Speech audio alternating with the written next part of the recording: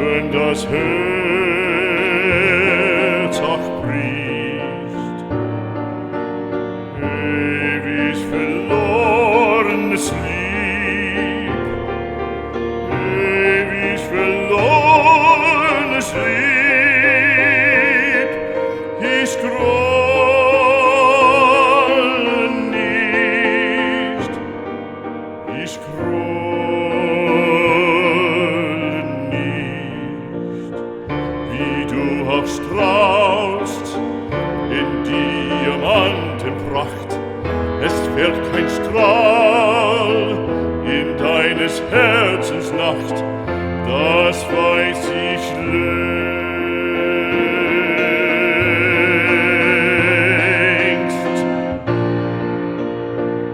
Ich grolle nicht, und wenn das Herz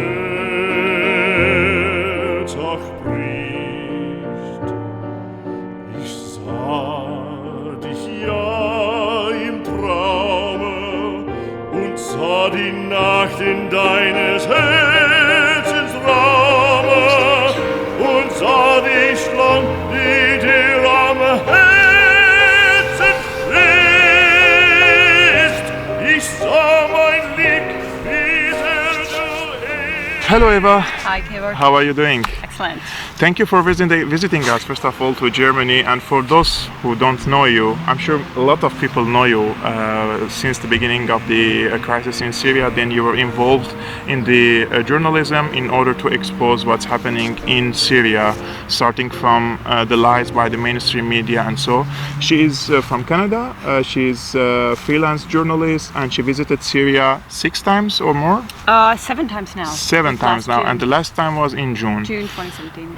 Eva, before the war, you weren't involved in the Syrian case, but because of the war, you wanted to be involved in this war. And you say that you want to expose the mainstream media and their narrative in Syria. Why did you choose to, to be actively involved in the Syrian case? When things started happening in Syria, I was living in Gaza, Palestine, doing solidarity work there. And I didn't leave Gaza officially until March 2013. But prior to that time, I created a mailing list called No Syria Intervention. And even without knowing exactly what was happening in Syria, I was reading sources I trusted, I was consulting with people I trusted, because I felt like what the media was telling us was not the true reality. And people, of Syrian origin, of Lebanese, people that were involved in solidarity with many countries, being targeted by empire, by Zionists, through talking with them, I started to get the sense that this was all, most of what we were hearing were lies.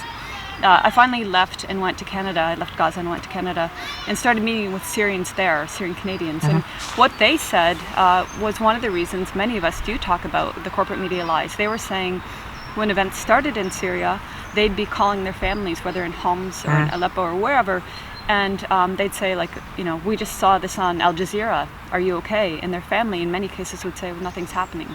And they were saying the media is lying. I didn't get the chance to go to Syria till April 2014.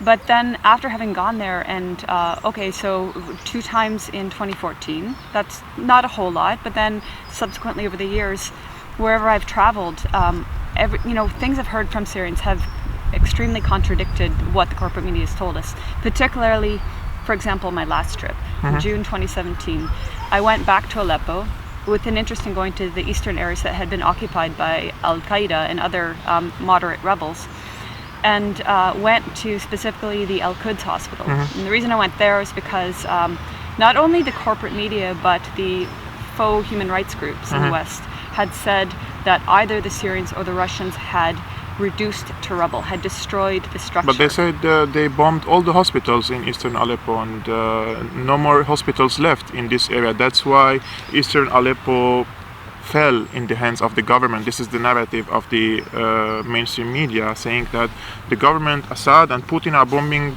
kids, children, and also the hospitals. So what did you see in eastern Aleppo? Well, okay, so with regards to that hospital, it was still standing, and it was actually in the same shape as the Russians said in, I think it was October, when they said, no, the hospital has not been destroyed.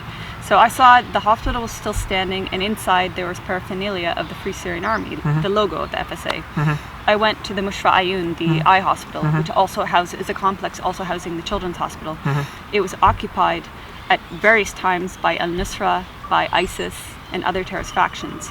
They turned the hospital into a headquarters. They militarized the hospital, these two hospitals, and at least the one that I saw, they had an underground basement, prison I should say, in which they were trying civilians in their Sharia courts. This is the narrative of the Syrian government. I mean, I have to be objective in this, and I have to ask you these questions because in a lot of places these militants are occupying, for example, mosques or churches or hospitals, schools. and schools, of course, and they turn these centers into military zones. There are weaponry, missiles coming from these areas, on the government-held areas, on the civilians on the western side of Aleppo. Do you think these places become legitimate targets for the government if these positions are being used for military purposes and no more being used for medical, educational, or religious purposes? I mean, I'm not an expert on international law or anything. I don't claim to be, but I believe in international law. If an area is being used as a headquarters from which to fire weapons upon civilians, it is a legitimate target. And certainly in eastern areas of Aleppo, in Madaya, in Al-Wa'ar, in all the places that these so-called rebels were occupying, they did occupy schools and hospitals. I was told Khalid Iskif, a journalist in Aleppo, he interviewed somebody who was formerly with one of these militant factions, and that guy said, the reason we occupied such structures, schools, hospitals, etc., they're strong. They have basements which we can use as prisons. You know, the perfect headquarters. So they are legitimate targets. The corporate media was never talking about the 11,000 civilians in Aleppo who were murdered by terrorist or moderate rebels firing from these areas. Many of them were actually my friends, relatives, and so on, and these people were dying on daily basis by these mortars, but the mainstream media was not reporting about this. So my question is, why do you think the mainstream media is lying? When we say lie, the term lie is very huge for media. I mean, there are ethics, there are laws in media, and these journalists should abide by these laws. But in Syria, in my opinion, this was an exceptional situation, while something happening in my neighborhood in Aleppo, and I'm reading something else in media. Why the media, until this moment, lying consistently on Syria? I can't say the exact reasons each journalist lies, but you do see with certain examples like Eastern Aleppo or Madaya, you see them repeating one another's lies, whether it's about last hospital. Copy pasting, last hospital, last clown, whatever, It got that absurd. I think, it's the ownership of the corporate media. The owners of the corporate media do have an agenda.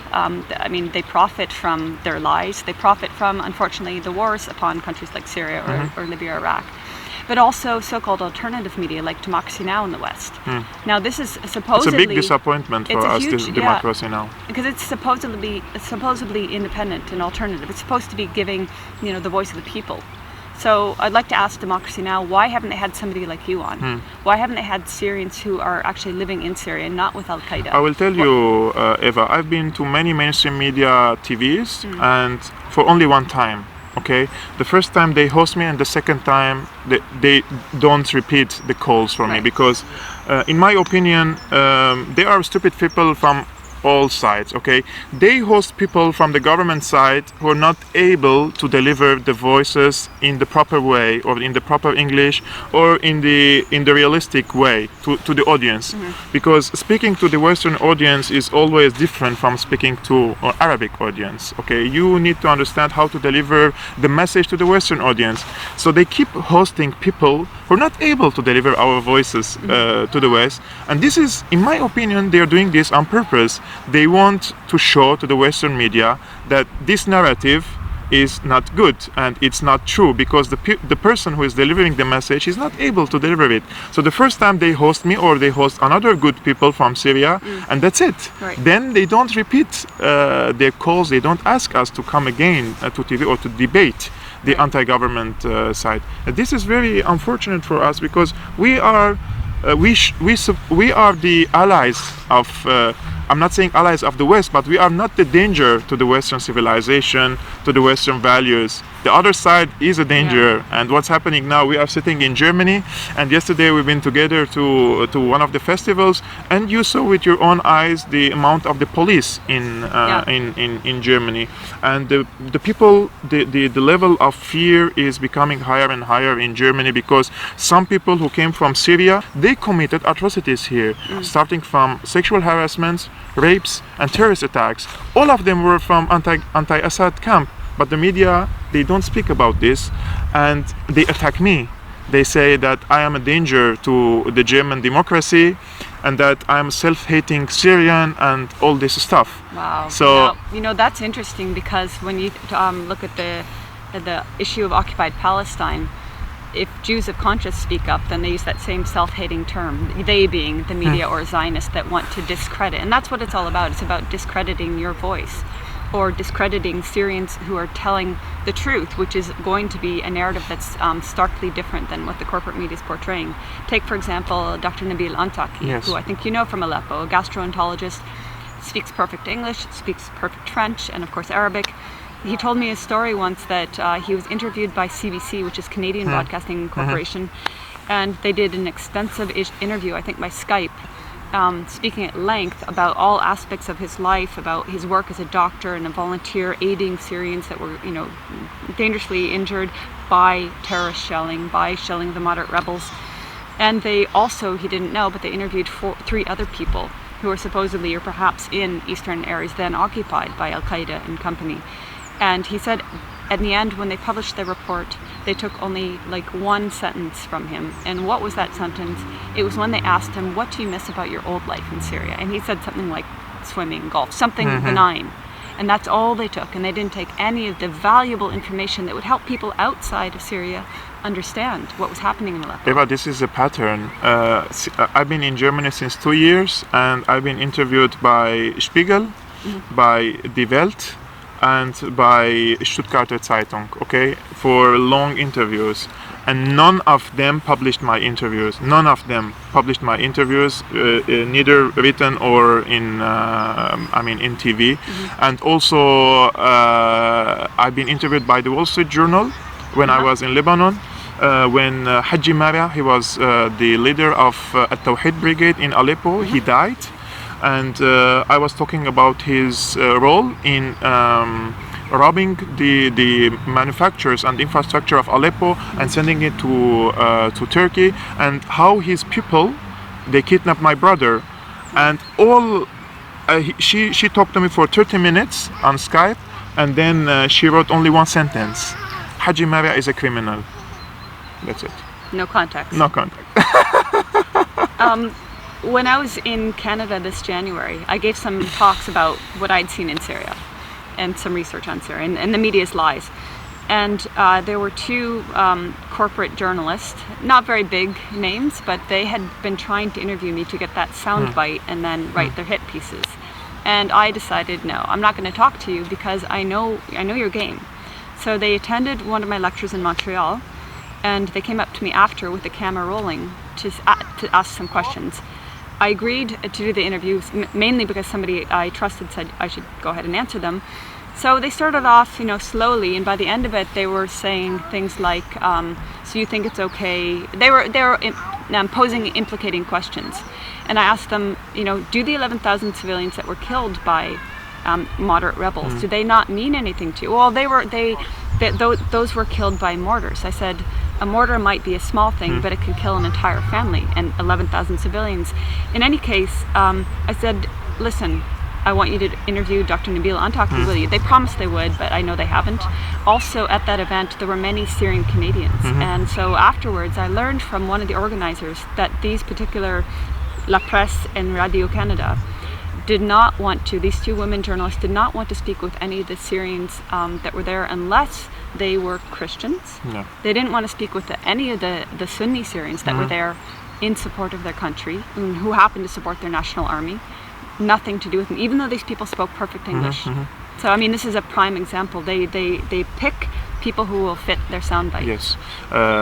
I've been called I had a call from a British television, and they asked me for an interview because after these experiences I told them, look, I agree, but the interview should be either live or if it is recorded, I have to see the final outcome.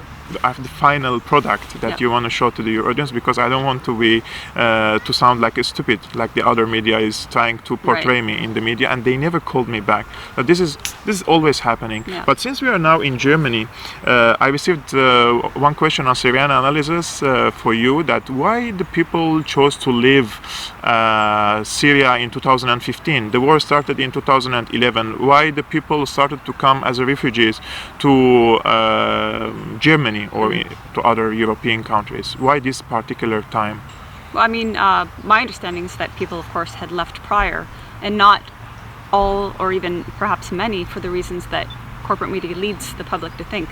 For example, they would lead the public to think that the people who have left Syria have left so because of President Assad. And my understanding is that a great majority have left for economic reasons. For example, the economy has been devastated by 7 years of war. At that time, sanctions, exactly. Sanctions. So there are many, whatever you want to call them, economic migrants, or people who leave Syria. Even in Lebanon, I met so many Syrians who left, who spoke so lovingly of their country, but they were there to support the families. Yes. But I think you know, living in Germany, you might have a better answer to why at that time. I want to say something here, Eva, that a lot of people think that the Syrians arrived to Germany and then Angela Merkel didn't have a choice but to accept them. The situation was the other way around. The people were already in Istanbul or in Jordan or in Lebanon, and they went to Istanbul and then to Izmir, and from Izmir smuggling into Greece.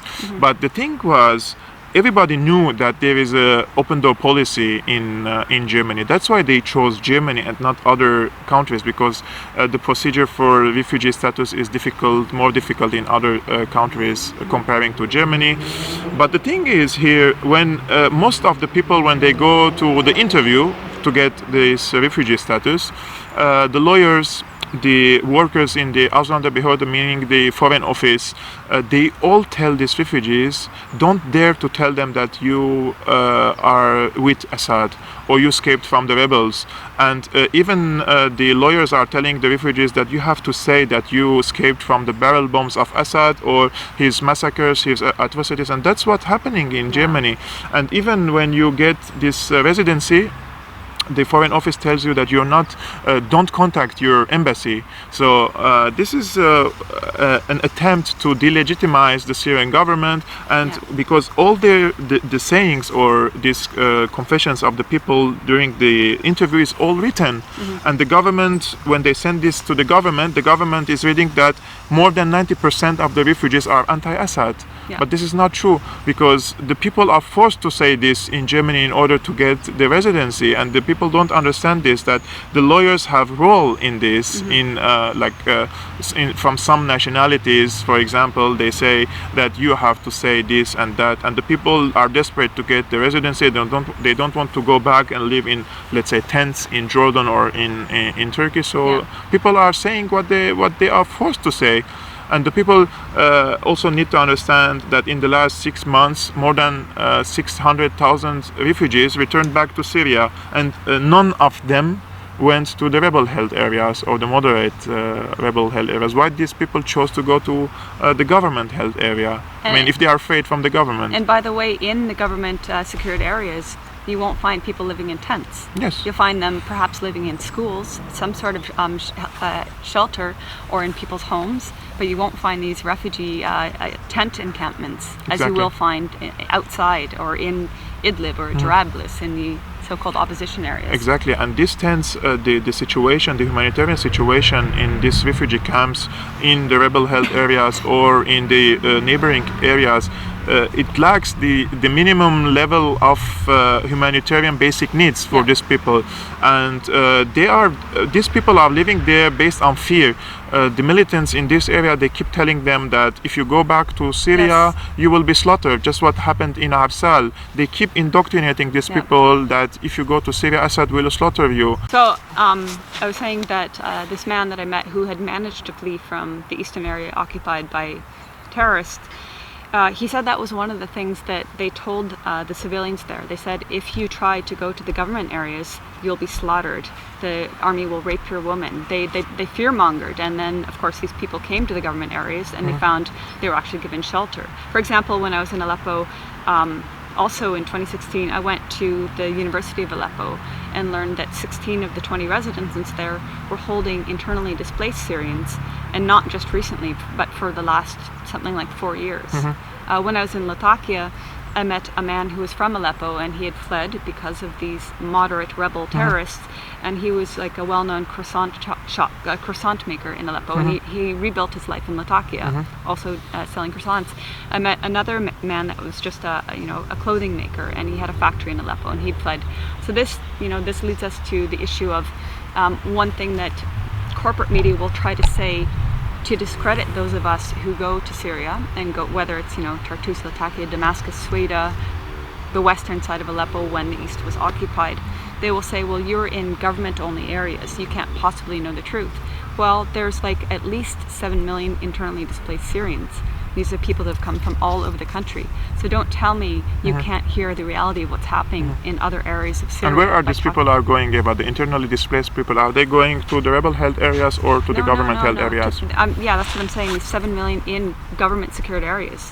And they're being given the basic needs. They're being given medicines, basic food, shelter. The kids are going to school. And despite the harsh situation, the economy is crumbling in Syria because of the sanctions, because of the war, and the European governments are not even allowing the Syrian government to buy medicine from the European market.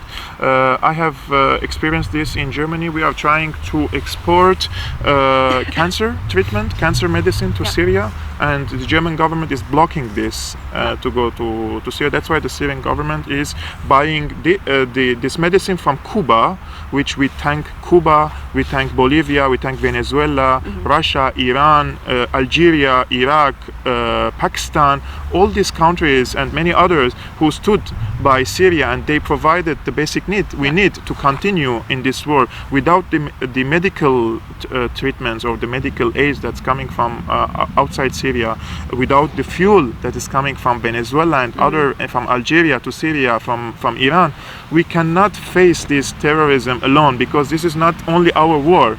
The people should understand, if Syria fails or falls in the hands of these cannibals, this is the least thing that I can say to describe these people. The next thing will happen is a tsunami of terrorism in Central Asia, in Europe. This terrorism will not stop in Syria, and what we are fighting in Syria is not to keep Assad in power. People should understand that our fight is not, I am myself, Assad is not my relative. He's not my father. He is not giving me anything special like he's doing to the other citizens. But because we are Syrians, we experience... Sorry, the sun's just in my eyes. No problem. We experienced the war in Iraq. We learned the lessons from Iraq. We've seen what happened in Libya.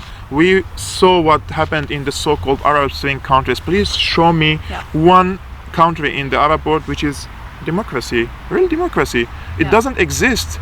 And even the Western governments, when they chose to give up from Hosni Mubarak or from their ally in Tunisia, they didn't create or didn't help to create a real democratic system in these countries.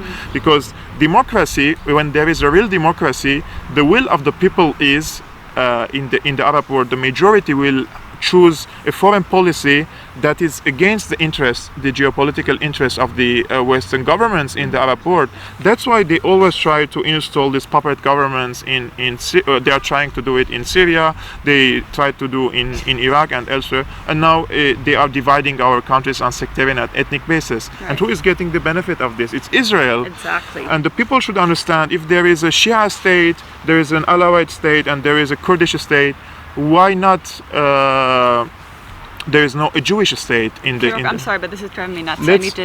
If you can come here, we change this. And why the Israelis not to have their own ethnic or their religious state? I mean, the Syrian identity is collecting everybody, more than 20 different communities in Syria, and the Kurds now, the Kurdish separatists, let's say, they want their own state. And the people should know also that the Kurdish community in Syria is not very old. They were even, many of them were refugees from Turkey, from Iraq, from other countries from North Iran. And we hosted, when I say we Syrians, Right. I was also a refugee 100 years ago. The Syrians received me warmly because my grandfathers escaped from the genocide, but we chose to integrate into the Syrian society. We had all the rights, the cultural rights, the social rights in Syria, and we chose to be loyal to Syria.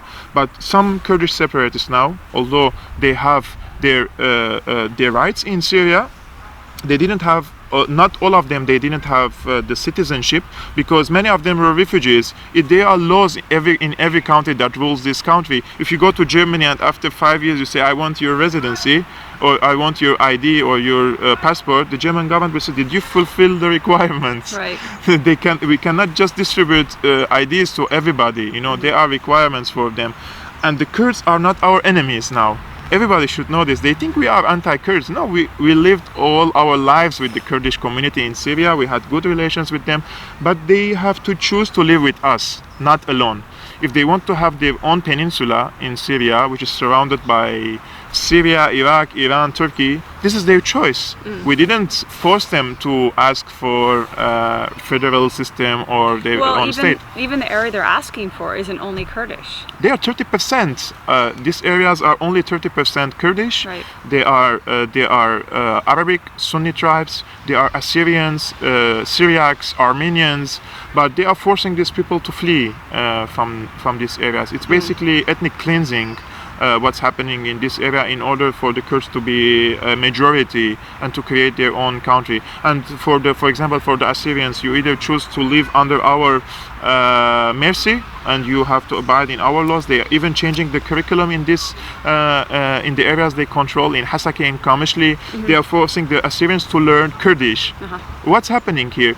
You say we are fighting tyranny, but you are making a bigger tyranny in this area, and you are making the people of the area as your enemy. And Eva, my disappointment is, this is what I want to ask you: why some people on the left side, who communists, left-wingers, people in Russia, for example, journalists, well-known journalists, they support the Kurdish cause, quote unquote.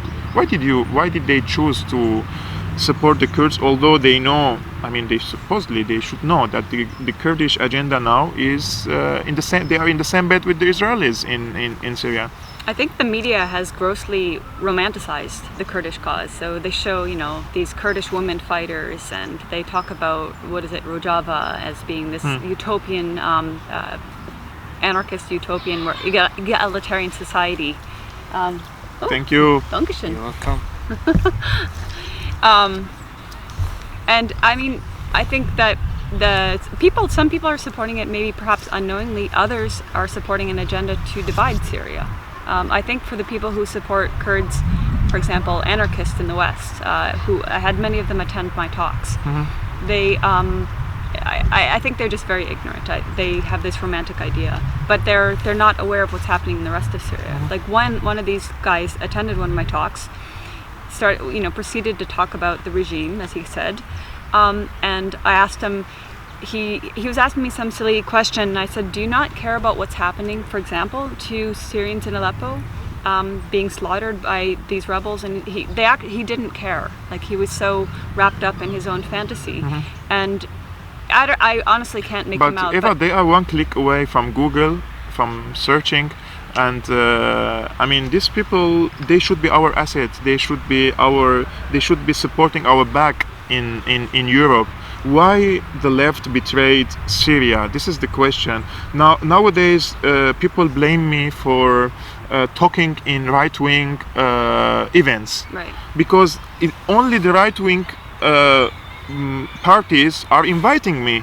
Why the left-wing parties or the movements in Germany or in Europe are not inviting us to speak in these events? This is their fault, not our fault. Why do you want to affiliate us with the right wing while you are blackmail, or you are trying to put a veto on our names in your events? Yeah. I don't know why the American left has, the Western left has betrayed its supposed principles on Syria. It's so glaring. For example, people from a certain supposedly independent publication called Counterpunch used to do good writing on Syria, and at some point a year or two ago they did a complete 180. In this case, they're fully aware of what they're propagating, but they've chosen to take this path. They've chosen to label those of us who go in and talk with Syrian people. And look, most of the time I'm there, I'm not even talking about President Assad. I'm talking about what is your life like? What have you experienced? And just trying to relay the voices of the people I've met. And yet these counterpunch leftists and people like them will then go and say, due to the fact that I've entered Syria legally, not sneaking through Turkey, not embedding with Al-Qaeda, but legally and talking with the people, and therefore they deem this term, they made up a term, Assadist. I say, my opinion of the president of Syria is irrelevant. I'm talking about the people, and the people, I'm relaying their stories. But so for some reason, some of these supposed leftists have taken this path. I think for these particular ones, I think it's careerism. There might be divisive agents, and we know there's many divisive agents on the Syria question, coming from even surprising corners of the world, and people who purportedly support Syria. So there's a variety of agendas playing. It's a great disappointment. I don't even like to get into left and right so much, because I don't define myself by any parameters. I just see it's so obvious to any thinking person what's happening in Syria. Yes. I understand in 2011 it was confusing for people, in 2012 perhaps, but come on, this is 2017, mid-2017, almost the last We quarter are coming to the end of the war and people are still confusing. We've seen the same stories and same rhetoric, like getting back to corporate media. Madaya, the government starving the people of Madaya. Aleppo, the government starving the people of Aleppo. Yarmouk, the government starving the people of Yarmouk. But we can see people with these militants with big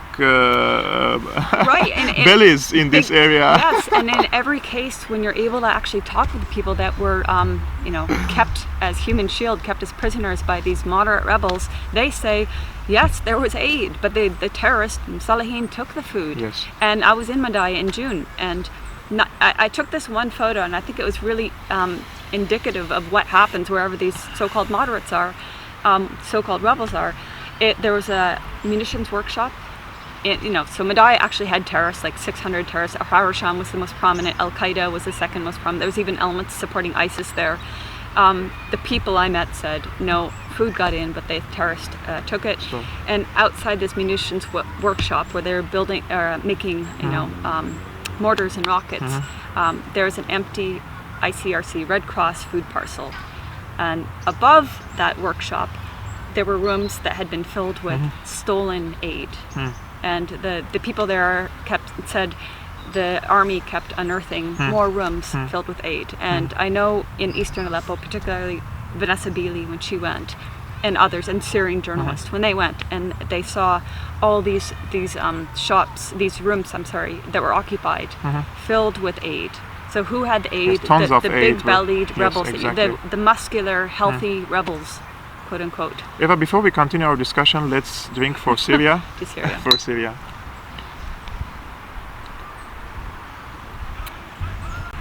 So Eva, let's move to another important issue, and I think what's happening in the eastern side of Syria, in my opinion, this is one of the most important wars for the future of Syria, because what the Syrian army is basically doing to have a stronghold in eastern Syria, in Deir ez-Zor, in order to have let's say a military starting point to liberate eastern Syria from Daesh, first of all, and second of all, the Kurds. The question of the Kurds is important because the Syrian army crossed now to eastern Euphrates, but Daesh is every day they are sending car bombs against the Syrian army, and none of these cars are going against the Kurds in this area. And even the Russians, they published some photos for American presence in ISIS-held areas. They published these satellite photos in the media. And in my opinion, what the Americans are doing is a double game here. They are trying to first to send ISIS away from this area to the government-held sides of Deir ez-Zor and let ISIS fight the Syrian army and prevent the Syrian army to come to Eastern Euphrates. I was watching on CNN, and one of the retired generals, he was commenting on Trump's speech in the UN, and he said while Trump is speaking about North Korea, the gravest danger to the American interest now in the world is that the Syrian army, the Russians and the Iranians are only a couple of kilometers away from our troops in the Eastern Euphrates. So he actually admitted the troops are on the ground. Yes, of course they have troops on the ground, and they are actually American fighters also with the Kurdish forces. They say volunteers, but these people are basically CIA operatives, and they are advisors. What's happening on the western side, for example, of Deir ez-Zor, the Syrian army and the Russians are always honest. The Russians say we have fighters on the ground, we have advisors on the ground. The Americans don't say that because they know their presence is illegal. Yep. And when last week one of the Russian generals, he martyred in near the Euphrates River, the Russians declared it that one of their senior generals died in Syria because the Russian presence in Syria is legal. Yep. The Syrian government invited Russia to fight, but the Americans have more than 10 military points in or small military bases in Syria, and all of them are illegal. Yep. And they should be illegal. They are legal target for the Syrian army, but neither the Russians nor or the Iranians, they want a direct confrontation with the Americans. But I always wonder what will happen with the Kurds if they are stubbornly, persistently try to advance to the Euphrates and occupy all these gas fields in this area. Obviously, the Kurds want to occupy the gas fields in order to have a stable income for their future promised state by the Israelis, by the Americans. But the question is, how will they sell this oil if they are surrounded by Iraq, by Turkey, by Syria? How will they sell this? I mean, what the Kurds are doing is a suicide mission for themselves. And in my opinion, the Israelis are pushing the Kurds to be the enemy of the Arabs and other communities in Syria, so that all this anger could be shifted towards the Kurds. And then if there is a war erupted against the Kurds, still Israel will be safe for more decades. This is what happened in Syria. They tried to destroy the Syrian army. They sent tens of thousands of fighters to Syria in order to fight the Syrian army. And now we are for 7 years.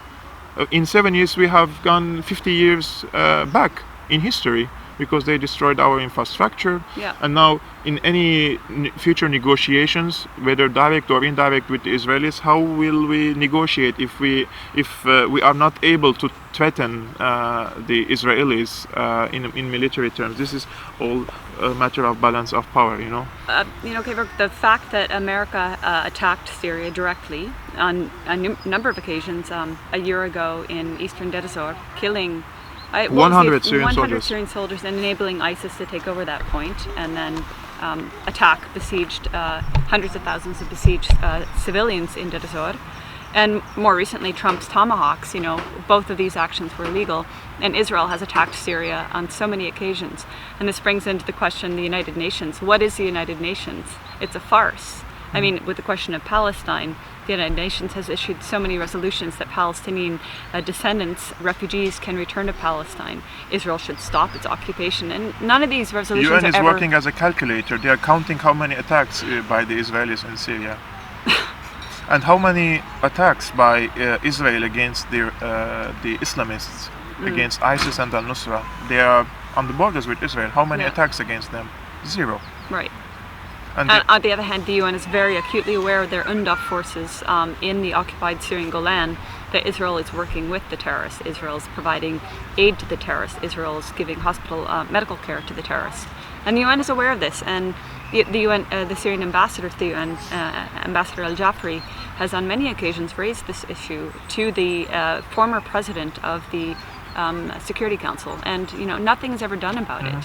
So what is the point of the UN? It's clearly when Saudi Arabia heads the Human Rights Council and when the UN is used to either invade and bomb countries like Libya, or the resolutions are passed in which funding terrorism is prohibited, and yet it still occurs. Qatar, Saudi Arabia, America. These groups, Eva, are not. This is not a freedom of speech or opinion to say whether ISIS or Nusra are terrorists or not. They are internationally designated terrorist groups by the UN, designated as terrorist groups. And even a couple of months ago, one of the secret documents which has been revealed to Wall Street Journal, it indicates that it says that Israel is paying thousands of dollars per month to certain generals and fighters from Al-Nusra Front, from other Islamist groups in this area, as a pocket money for every month. Israel is giving them cash money to fight the Syrian government, because for them, even Moshe Ya'alon 2 years ago, he said he prefers ISIS over Assad. And so the Jewish state is giving Al-Qaeda extremists money. Yes. And the Al-Qaeda extremists never attack the Jewish state. No. Not at all surprising. This is the crazy, and yet the Syrian Arab Army, which comprises Syrians of all faiths, including volunteer Syrians, are vilified in the West for defending Syria. Yes. But the opposition side, they say that it is Assad who is protected by the Israelis. That's absurd. Well, the opposition side believe a lot of crazy things. They are too much into conspiracy theories, and they accuse us of being conspiracy theories. And what we were saying at the beginning of the war in Syria, 2011, 12, 13, now in 2017 appeared to be true. Yeah. When we were saying that this is a war to divide Syria, and now what's happening in Iraq and in Syria appears to be true. But at that time we were conspiracy theorists, and now these people who were accusing of us of being conspiracy theorists, they are supporting the division of Syria. Yeah. So And the use of that term, conspiracy theorist, it's a decades-old CIA term meant to discredit the person they're accusing of being a conspiracy theorist. Yes. Just like if you accuse someone of being anything, a spy, conspiracy theorist, it's meant to discredit you. And so the people that are accusing you, usually they have an agenda, Yes, whether exactly. it's the media, the opposition, or other forces. They even accused Samar Hersh of being a conspiracy theorist because he talked to senior CIA and senior military generals, both former and current, and he revealed he published many reports of what happened in Ghouta chemical incident, and how the Turks facilitated the entrance of chemical components to Syria and gave them to Al-Nusra Front. And Al-Nusra Front, they conducted this attack in order to call for the United States to come to and invade Syria. So since the beginning, they knew that there is no balance of power. I mean, they provided billions of dollars for these people to fight against the Syrian government, and still the Syrian government and the Syrian army is able to, first of all, defend and advance against these people. So don't you think this is an indication that the people in Syria are with the Syrian government, Absolutely. are with the Syrian army? How the Syrian army is able to fight for 7 years without a popular base? Absolutely. For them. 7 years, and how many, what is the number of Syrian soldiers that have lost their lives in defending Syria? Over 100,000. Right, and by the way, that's never mentioned in the corporate media that gives this round number of people that they say exclusively have been murdered only by Assad himself. Of course, this is not true. The corporate media never acknowledges the loss of life of these soldiers, many of whom have returned to their service, and many of whom are volunteers, older soldiers. People defending their country, and they make it to be a sectarian thing. As we know, the only sectarian elements to the conflict are coming from Saudi Arabia, Qatar, Turkey, and Israel, or also from the Wahhabis that were already there, from the 80s. But Eva, the Syrians I've met are not sectarian. You have met with many Syrians while you were there, and what did they tell you? I mean, do you think the Sunnis, as a majority, 70% in Syria, or more or less, they are all against the Syrian government? I mean, how the military service happens in Syria? You know that all Syrian men should serve in this, so that means 70% of the Syrian army is already Sunnis. Well, yeah, exactly. But I mean, take a key area like Aleppo. And I was talking with you earlier today, and because you're from Aleppo, so what is the percentage of Sunnis in Aleppo, roughly? 90%? Yes. So why is it that Aleppo, are all of Aleppo Assadists? Why did they not accept the idea of so-called revolution? They rejected it. It was foisted upon them, upon your people in mid-2012. So why is that? This is a Sunni city. Why did I go to Mufti Hassoun's mosque, the Rawda Mosque in Aleppo, during Ramadan and see filled with Sunni men of all ages? And these are not people that have joined the so-called revolution. Yes. No, I don't believe this 70% of Sunnis, or even 50%, or even less than that. I don't believe they are against the state or against Assad. Eva, in Aleppo, when we say 90% are Sunnis, we also need to say that the majority of the Syrian martyrs were from the Sunni communities who defended Syria, and from all the communities basically. But since the people here, the Orientalists, let's say in the West, they always portray the issue as sectarian, we need to explain to our audience that the majority who died, who martyred in the Syrian army, were from the Sunni community, and these people, they rejected the opposition, quote unquote, because they were one-colored. They were sectarian, and they wanted to exterminate the others, also quote unquote. And the Sunnis are well known from 100 years. When my grandparents came from the genocide, from the Armenian genocide to Syria, it was the Sunni Muslims who protected my families back then. So this is continuing. The moderate Muslims in Syria are the majority, and they reject the Wahhabism and the Muslim Brotherhood. So this is an issue between people who believe in the Syrian identity, whether they are Muslims, Christians, Druze, Shiites, all of them, and people who believe in an ideology called Wahhabism, coming from Saudi Arabia, the Muslim Brotherhood from Turkey and from Qatar. It is not even close to a sectarian war. No, I mean, and on my many trips to Syria, wherever I've been, if that issue does come up, and if it comes up, it's usually Assyrians saying explicitly, we're not sectarian, and I don't even know my neighbor's religion.